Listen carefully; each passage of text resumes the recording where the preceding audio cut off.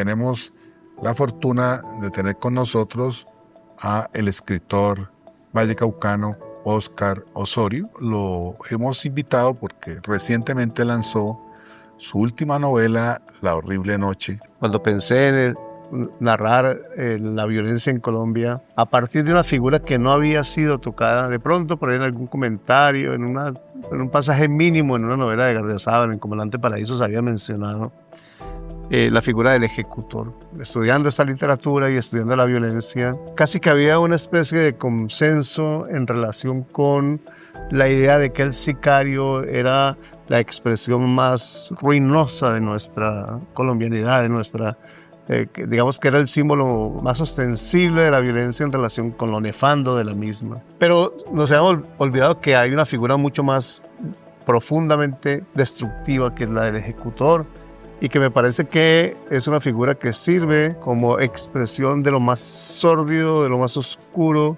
de lo más perverso de la violencia, y no se había narrado en la literatura. Entonces comencé a construir este proyecto y lo pensé siempre como una trilogía. Hablemos un poquitico de la razón de ser de un epígrafe que hay aquí en tu novela, con el que se inicia, que viene de una novelita muy importante que se llama Viento Seco, de Daniel Caicedo.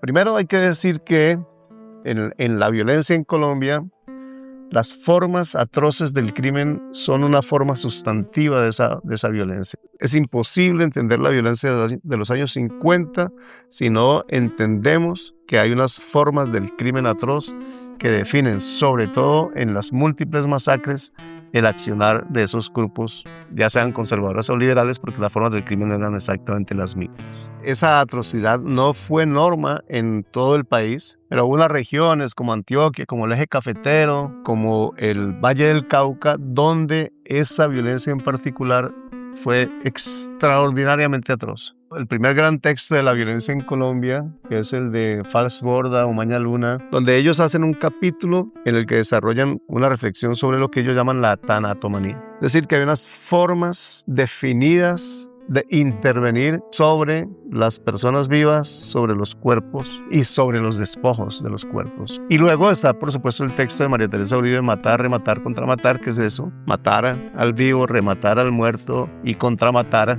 los despojos hasta desaparecerlos. Aunque el texto de María Teresa Uribe se desarrolla en el Tolima con los grupos liberales, en el Valle del Cauca ocurrió lo mismo con los grupos conservadores, en lo que se conoció como el proceso de conservatización de la cordillera. Y ahí es muy ejemplar una masacre que aparece en varios libros y que es retomada incluso en las dos últimas novelas de Harold Kremer, que es la masacre de Ceilán. Esa masacre de Ceilán está articulando esas tres novelas que menciono, y en Viento Seco es fundamental, es el primer capítulo.